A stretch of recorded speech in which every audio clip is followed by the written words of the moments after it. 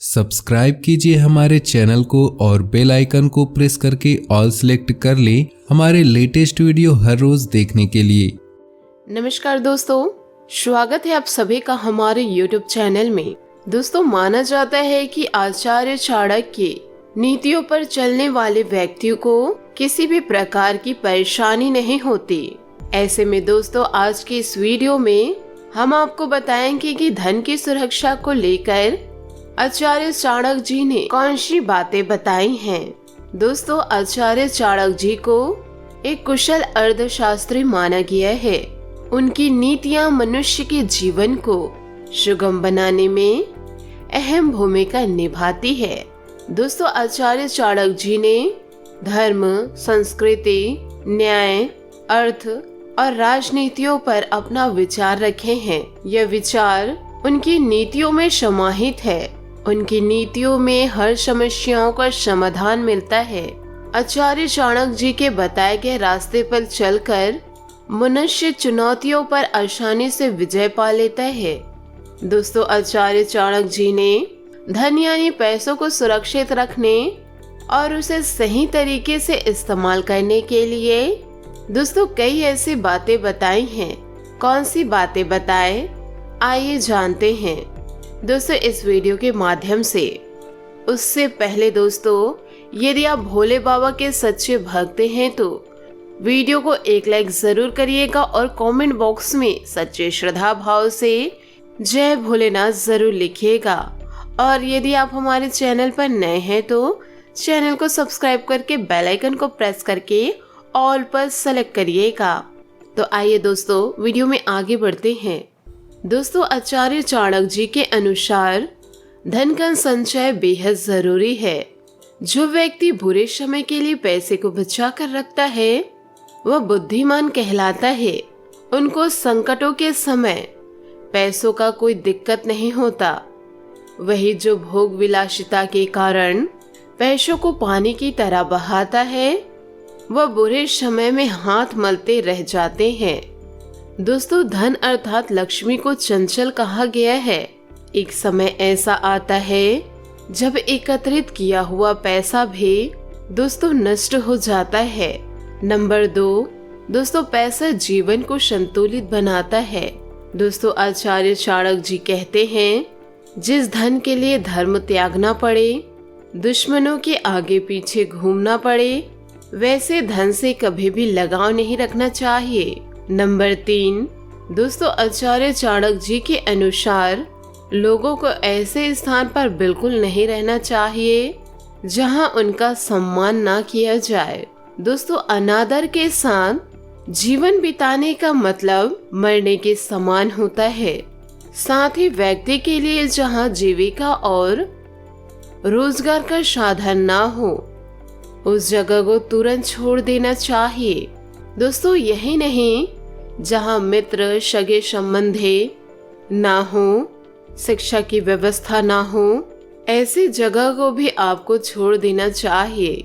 Number 4, दोस्तों आचार्य चाणक्य जी कहते हैं, धन अर्जित करने के लिए मनुष्य का लक्ष्य निर्धारित होना अत्यंत आवश्यक है। लक्ष्य निर्धारित नहीं होने पर असफलता आपसे कोसों दूर चली जाती है। इसलिए अपनी योजनाओं का चर्चा किसी और से ना करें। अपने काम की ओर ध्यान लगाना और आगे की ओर बढ़ना यही सफलता की कुंजी होती है। नंबर 5, दोस्तों आचार्य चाणक्य जी ने धन को बचाने का सबसे बड़ा उपाय उसे खर्च करना बताया है। उनके अनुसार दोस्तों, जिस प्रकार तालाब या बर्तन में रखा गया पानी एक समय बाद खराब हो जाता है, वैसे ही बिना प्रयोग वाला धन भी एक समय बाद काम नहीं आता। इसलिए धन का प्रयोग दान, निवेश और सुरक्षा पर करते रहना चाहिए। मनुष्य को 4 चीजों की भूख कभी नहीं मिटती: धन, जीवन, वासना और भोजन। इन सब के लिए मनुष्य हमेशा भूखा रहता है, भले ही उन्हें यह चीजें कितनों भी मात्रा में मिल जाए, लेकिन उनकी लालसा कभी समाप्त नहीं होती। जीवन के यह लंबे सफर में दोस्तों यह सोच कर चले कि कभी भी आप पर बुरा समय आ सकता है। इसलिए दोस्तों इसी समय के लिए थोड़ा बहुत धन अवश्य बचा कर रखना चाहिए। जब भी कभी इंसान पर बुरा समय आता है तो दोस्तों उसके अपने भी पराये हो जाते हैं। यदि धन उसके पास हो तो वह उस समय का मुकाबला कर सकता है। बहुत भले होकर जीवन व्यतीत नहीं किया जा सकता, क्योंकि भले और सीधे आदमी को ही हर कोई दबा लेता है। उसकी शराफत और ईमानदारी को लोग पागलपन समझते हैं। जैसे जंगलों में सबसे पहले सीधे पेड़ों को ही काटा जाता है और टेढ़े मेढ़े पेड़ यूं ही खड़े रहते हैं। इसीलिए आप इतने सीधे मत बनिए कि लोग आपको लूट कर ही खा जाए। उल्लू दिन में देख नहीं सकता, इसमें भला सूर्य का क्या दोष हो सकता है। करेल के पेड़ पर पत्ते नहीं आते और ना ही फूल खिलते हैं, इसमें बसंत ऋतु का क्या दोष हो सकता है। दोस्तों जीवन में असली रत्न तो अनाज, पानी और ज्ञान ही होता है, और इन तीनों रत्नों से बड़ा और कोई रत्न नहीं हो सकता। पाप और पुण्य में क्या अंतर है? मेरे शत्रु कौन हैं और मित्र कौन हैं? मुझे किस कार्य में लाभ हो सकता है तथा किस में हानि हो सकती है, यह सोचकर मनुष्य को अपने जीवन का हर कदम उठाना चाहिए। कठिन काम पड़ने पर सेवक की, संकट के समय भाई बंधुओं की, आपत्ति काल में मित्रों की तथा धन का नाश होने पर अपनी पत्नी की परीक्षा होती है। शेर से 1, बगुले से 4, कौवे से 5, कुत्ते से 6 और बाघ से 3 गुण मनुष्य को सीखने चाहिए। काम भले ही थोड़ा करो, परंतु मन लगा कर करना चाहिए। इंसान को यह शेर से सीखना चाहिए। समय के अनुसार अपने शक्ति से काम करने का गुण इंसान को बगुले से सीखना चाहिए। ठीक समय से जागना, सोना, लड़ना, झपट कर भोजन करना, यह गुण इंसान को मुर्गे से सीखना चाहिए। समय समय पर संग्रह करना, चौकस रहना, दूसरों पर विश्वास ना करना, यह गुण कौवे से सीखना चाहिए।